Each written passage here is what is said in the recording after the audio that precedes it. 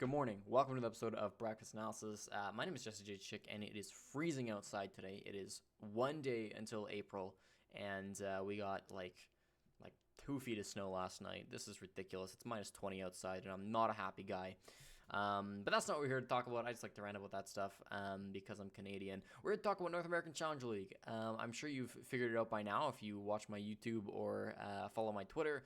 I'm casting the league, and I'm pretty excited about it. I haven't casted a league in quite a while. There was Canada Nationals, but that was more of a tournament structure, an online sort of bracket system rather than a league. So it's really been like a year, Challenger League Season 9, since I really cast a league again, and I'm really excited for it. I think Challenger League in particular has a lot of really fun, exciting aspects. Obviously, the storylines are fantastic. You see a lot of these up-and-coming players, and I know over the next year, there's going to be some of these players that I'm casting right now that are going to be on the big stage. Obviously, one of the players I was casting just a year ago in this league lifted a hammer not too recently, so there's always exciting stuff in terms of the up-and-comers you're casting in this league. There's also just a really high level of play. Obviously, it's not Pro League, but I've been casting Canada Nationals for the last few months. Not really, but that was sort of the last big thing I casted. And the quality of play is certainly a lot higher in Challenger League. So it's always exciting to see, really in-depth strategies, some solid gunplay, which you do get. Less so than in Pro League, but you do get it in Challenger League, which is nice to see. And then it's just some fun casters. I have a really fun time working with this season with Caliber Jacob and Red Cube, who I'm so pumped to work with. So there's a lot of really fun things going on with this league. I'm really pumped about it. So if my Twitter and YouTube are kind of spammed by it for the next month or so, bear with me, please, because it's something that I'm really pumped about to be casting and working with. So that's where we're at. Obviously, this video, 8 things we learned about the North American Challenger League teams after Playday number 1. That's exactly what this is going to be. I've watched every match from Playday 1. Obviously, I casted 4 of them, and then I went back and viewed the VODs in the other 4 games. And I feel like I have a good understanding on something we sort of took away from these teams, because again, it feels at the start of the season we sort of don't have a great idea of who the teams really are. I mean, sure, we saw them in qualifiers, and sure, we saw them in last season in the case of former Rise Nation. So there's a little bit of info on these teams, but a lot teams really revamp in that sort of time frame, right? Especially Life is Pain. They've changed their name and half their roster, their logo, their strategies. Everything's different with that team. Even the qualifier teams, it hasn't been the biggest break for them, but it's still been a month, and teams really can improve and change up their play styles in that amount of time. So, beginning of the season, it's always a time of learning. It's always a time of getting to know different teams, and so that's what we're doing today. What did we learn about these teams? I've randomized the order of the teams we'll talk about, and we'll jump into it now. Shook Squad is going to be the first team we talk about. I think what we learned from Shook Squad is that there's a lot of value to this team, maybe more than at least I recognized initially going into things. They didn't have a great week. They obviously lost their first game 5-7 against Reckless and then tied their second game 6-6 against Reckless. So only 1 point on the night, but I thought there were some really bright spots to their play. Their strategies seemed really interesting and quite high level. There's a lot of Goyo usage. The TCSG from Austin was really good. There was some impressive stuff from him. There was a lot of shield play, which is something that I think can be difficult to nail down, both with Monty and Clash, however more so with the Monty. And the coordination seemed there. It maybe wasn't the strongest ever. There might have been a few lapses, but I thought in general their coordination was quite good. Obviously, there's some big things that I think this team still has to work on, notably their pushes. Pushes were a little bit sort of one-dimensional and chaotic, and they kind of threw away a lot of rounds, I felt, in the middle of their pushes. So, when you're funneling 5 guys through a doorway behind the shield and you all just sort of get mowed down because you don't have a good amount of time, that seems like a big glaring problem to me. Their setup was good, right? The first 2 minutes of each round, they looked really strong, but they had a tendency of throwing those things away. So, if we learned anything from Shook Squad, they might have potential, and perhaps more potential than I'd given them credit for. It's not a team that I really covered too heavily in the qualifiers. It's kind of a YouTuber squad. They've caught Austin and Braction, so maybe I discredited them a little bit more than I should have due to that fact. But they certainly are looking quite good. And despite the fact that they walked away with a loss and a tie in the first week, they looked like the better team in that engagement up against Team Reckless, who we'll talk about in a bit. But Yeah, I think there's a lot of potential if they can get their pushes sorted out. So I'm excited to see what happens to Shook Squad over the rest of the season because they're going to be a really interesting one to watch. Team number 2, Senshi. This was another team that played. No, they played on our stream. Yeah, I think we learned anything from Senshi is that they certainly have problems, and maybe that sounds like I'm just repeating the last team, but notably, Shook Squad had problems and bright sides. Senshi kind of just had problems. I don't know. This team looked pretty awful, and I don't like saying that, obviously, but it's hard to look good when you get 3 rounds total over the course of 2 maps versus a team that, at least coming into the season, didn't look that great. No offense to Bra, but they certainly weren't on top of my list to be favorites to win the season or even make top 4. So Senshi had relatively easy opponent. They really dropped the ball in their game, and they didn't really have a lot of bright spots. Their map bans were a little bit questionable. I don't know what Forceful, the coach, was thinking going first off to, I guess I should know this, Cafe, I believe. Didn't really seem like a good map for them. I didn't have a great record on it. They didn't really perform well. Maybe it was Consulate. I don't remember. But they didn't do good either way. And they fixed the map ban issue in the second map, but that went even worse for them somehow. Coastline came around, and the IGLing just didn't look strong. The fragging was fine for some players, not good at all for other players. So there's clearly some really serious issues there, and I hope that doesn't mean that they're never going to improve and they're going to get dead last in the season and they're going to lose every game. It might mean that. It was certainly a really devastatingly terrible first showing from them. So, I don't know. Senshi can get back on their horse. It's 1 game, right? We still have 6 more play days, so there's certainly time for Senshi to improve. But if we learned anything, it's that as of now, Senshi aren't on the same level as most of the other teams in the league. And clearly, if they're going to do well in Challenger League Season 11, and if they want to get picked up and have, a career farther in Rainbow Six, they're going to need to change some things. Team number 3, what we learned about Life is Pain is that they are just as strong, if not stronger, than they were last season. Life is Pain, then known as Rise Nation, had a very successful Challenger League Season 10. They, by just a sliver, lost out on making relegations. They obviously tied the second place team. They got 3rd place overall. Top 2 made relegations. They tied the second place team in points, but they had 1 less round win, so they weren't able to go on to relegations, and they got stuck coming back to Challenger League, which obviously they were not happy about. A couple players left, though, and they came into their first game of Season 11 really, really strong. They seemed confident. They seemed like they were having a good time with it, and that was further confirmed when I interviewed their coach. And we chatted a little bit about how the team was sort of vibing with their new players and everybody. And we talked about how the team is just really having a good time, and the players really seem to gel together, which is really important. And I'm really happy to hear that about Rise Nation. Life is Pain, I should say. Same team. Despite all the adversity, despite all of the horrible circumstances regarding Tier 2 recently, they've stuck together and they've had a really good time with it. And he sort of explained that's like their mindset.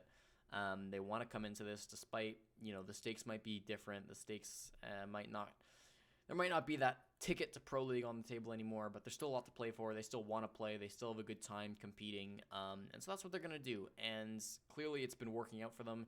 It's only 1 game in. It was a relatively strong opponent, I would say, in Okami, and they certainly showed up.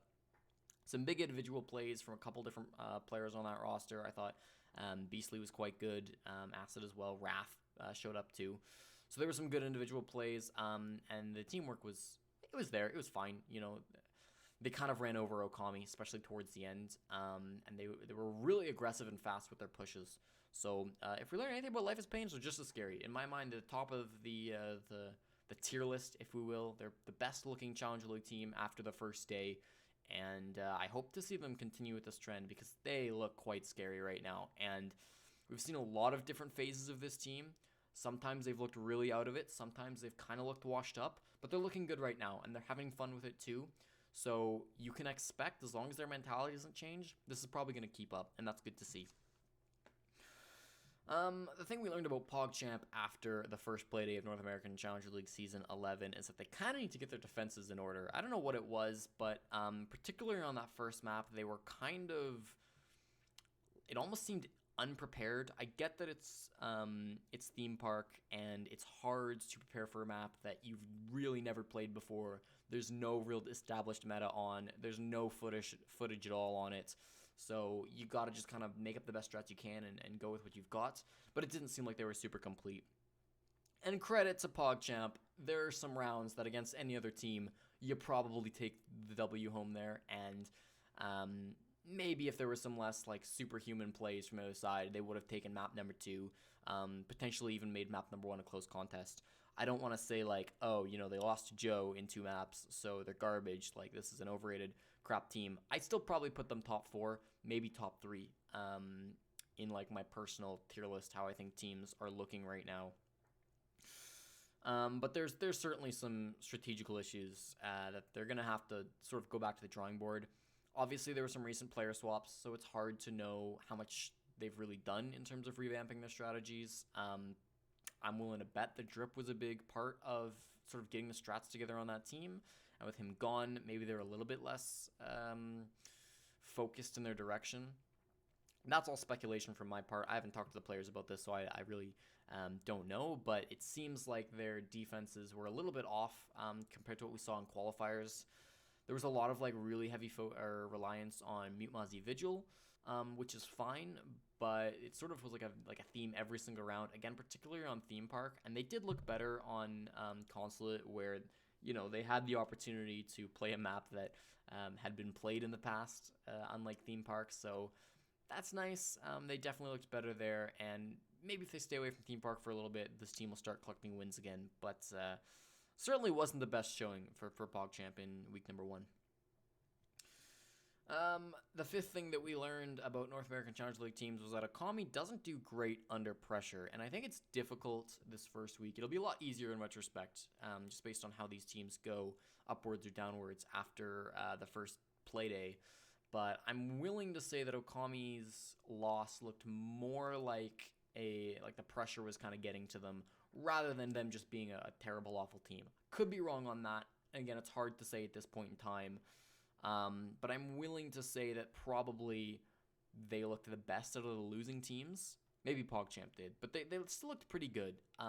Their strategies were really interesting. Lemon had a very good game, playing more so support ops as well. So that was very exciting to see, particularly on Coastline. He really shined. And like the Coastline strats they were bringing out were quite high level as well. And I think you expect that from a team like Okami, right? They've got that support staff. They've got really long-standing players, maybe not at the highest level. Not that they have no experience, up there.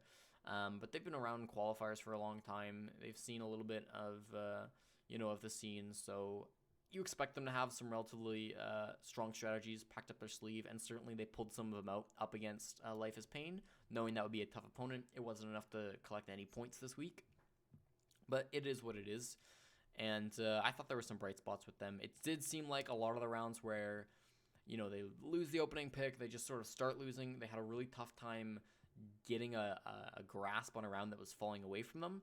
And certainly that's true with every team, but it seemed like more so with this team, and that can certainly signal that this might be a bit of a mental thing. A lot of the times, their like big fraggers weren't really stepping up in the way that maybe they need to be. Benji's sort of the big fragger for that squad, and he did fine. He didn't really do phenomenal, like we saw some other people pop off in the first playday. So maybe you'd like to see that a little bit more. Again, other than Lemon, there was no phenomenal, there was really no like above average performance, I would say, from Okami, individually wise. So I'm willing to say, based on how much I casted them from the qualifiers and how well I know these players, I'm willing to say that this was more of a pressure situation. But that's obviously still, that's still an issue. That's still something you've got to work out as a team. So hopefully they can work towards that. A mental blockage can be maybe harder to fix than really any other problem in Siege. So let's hope that's not the issue for them. Sometimes it can be easy to fix. Sometimes it's just like, get that first game out of the way. You played probably the best team in the league first week. It's smoother sailings from here, right? If they can put that match behind them and they can work on those strategies and maybe just hype themselves up more on game day, then this is a team that can go far, but not finding the success that they quite needed in the first playday. The sixth thing we learned is that Bra might be contenders this season. I don't know. Again, I sort of touched on this when we were talking about Senshi, and I was quite impressed by Bra. I think more than any other team, Bra surprised me and impressed me. Dominating over Senshi. They didn't even initially qualify for this league. When I talked to their coach, it didn't seem like I don't know. It didn't seem like they. How do I put this? It didn't seem like they were really like expecting to do all that well. I don't want to say it that way. It's hard to phrase this, but it seemed like they were a little bit struggling. They just didn't seem. They don't seem like a good team on paper, right? Like that's what I'm trying to say. These players don't seem that good. When I look at them, and they were fine throughout the qualifiers. Like close qualifiers went okay. They obviously didn't make it. They got invited after some spots opened up. So it seemed like going into the season. I mean, maybe I underestimated Chick Squad a little bit, but I feel like I'm in the right. Sort of judging Bra as like a crap team before playday number 1 because they don't look that good on paper, but they really showed up, and I really, really hope that them showing up in playday number 1 is due to the fact that they are a real like strong contender for like top of the season, and not just that Senshi is like a dumpster fire team. It could be a mix of both, but ideally it's Bra that have really stepped up, and I hope it was. I don't want to say that it is. I don't feel that confident watching their gameplay. It was good, but there were some mistakes in there as well. Right. I thought that their timing and their coordination in particular was on point, and there were some individual players that stepped up in different moments. Right. Sippin, Jay, and Anthony had really good solo moments in particular. So there were times where they did look like a really, really strong team. That's not to say every time was really, really strong. And I think some of their holds, similar to PogChamp, had some holes in them. They didn't necessarily get exploited in the same way that Joe exploited PogChamp's holes. So I don't want to say this team has no flaws at all, but they really surprised me, and they might be contenders. And that's not something that we were really saying before playday number 1. So that's what we learned about Bra, is that they're actually worth watching from now on. And shame on us, myself included, who maybe weren't really watching this team for playday number 1. I did watch them, obviously I casted them, but wasn't really focused on them going into the season. Team number 7 is a team that's, how can you not love them? Joe Esports are a strong team, and I think we learned that they have the same potential to pop off against experienced players and high-level teams as they do against the lower-level teams.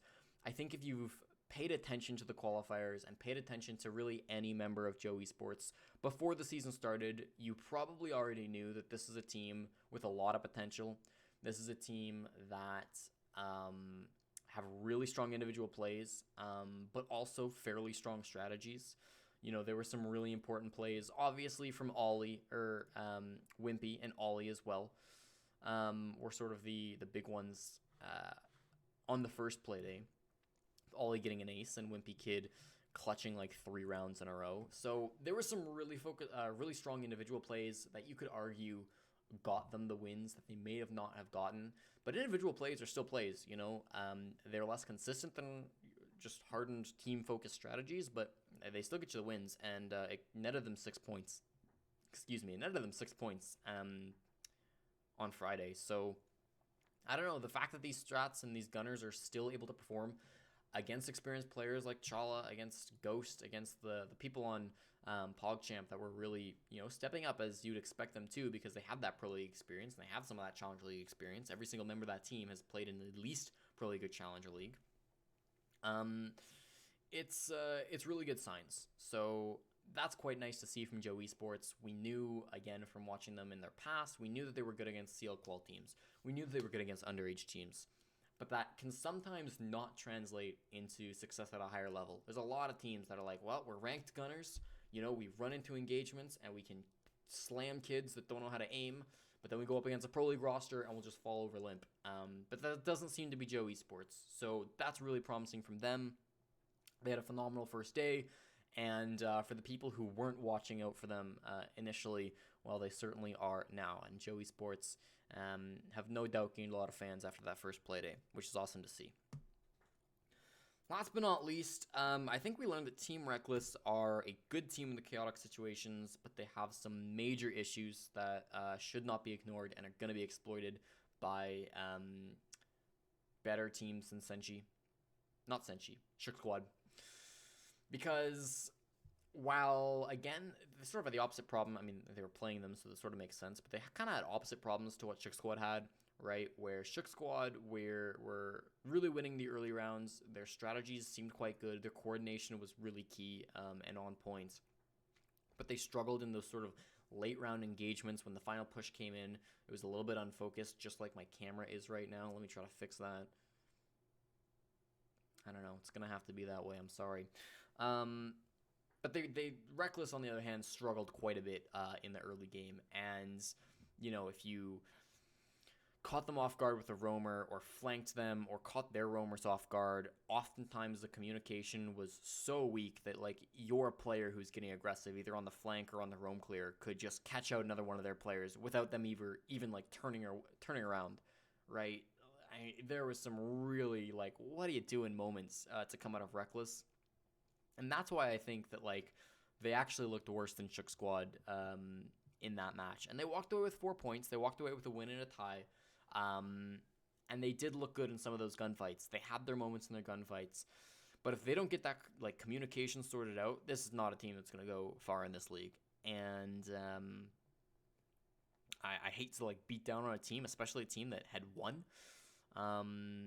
Because, like, they should be doing good and we should be focusing on the positives for them. But there are some major issues that Shook Squad need to focus on. And this is exactly the type of win that can sometimes cause teams to get a little cocky, get a little bit ahead of themselves, maybe slack off a little bit in terms of the preparation. And if that happens to Reckless, they're gonna destroy themselves. That team's gonna fall off a cliff.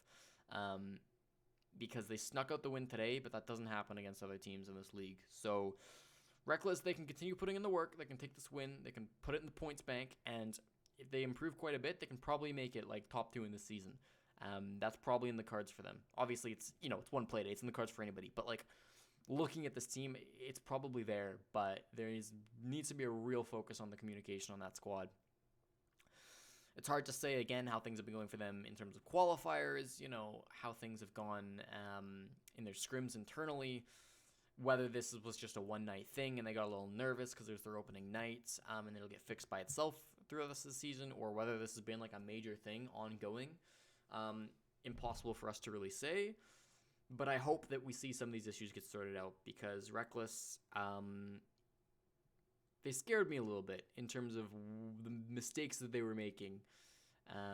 There were rounds where they looked really good, and there were rounds where they looked like they should be losing go-fors. So I hope to see them improve desperately because they could be a really fun team with the fragging power that they sort of gave us a peek at. They could be a really fun team, but they're not there yet. And that's 8 teams. That's 8 things we learned. It only took me 5 takes. But that's everything that we've learned about these Challenger League teams after the first play day. I hope everybody enjoyed, found it a little bit insightful. Challenger League returns, again, that's April 3rd. That's this Friday coming up. If I get this out when I want to, that'll be on... Oh, this might be coming up on Friday. I don't know. We'll see what I can do. This is either coming up on Thursday or Friday. So, yeah, the games are on Friday. So be there at 8 p.m. Eastern. Twitch.tv/CaliberJacob, Twitch.tv/UzumakiR6. I'll put it down in the description as well as my own personal links to Twitter and Twitch. But that'll be it for now. Stay safe from coronavirus and have a wonderful night. Thank you.